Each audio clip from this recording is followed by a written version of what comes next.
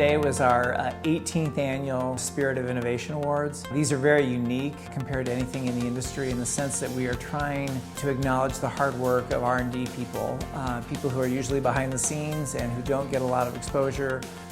This year we had a group of 8 judges between restaurant chefs, we had food industry experts who are CPG veterans, we had editors. So we were kind of coming at all the products from a broad perspective of taste and trend. We had more than 200 new products submitted this year.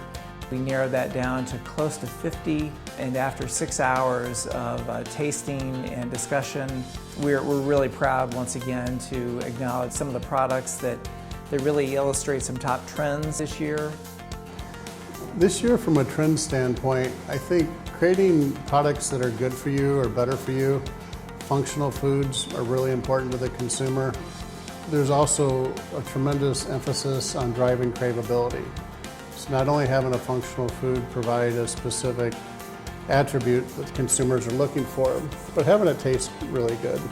You know, I think we're at a day and age where the #1 trend is going to be to pay attention to the consumer.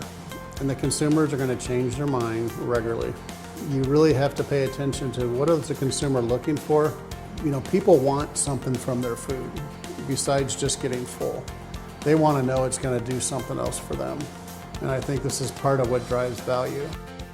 I saw a lot of the trends that we're all hearing and seeing and tasting and experience play out in new formats, whether it was probiotics and fermentation, CBD, as always, products that sometimes kept a foot in the familiar but changed a format or a delivery method to solve a problem and provide a solution for either consumers or from a back house perspective for the gatekeeper operator.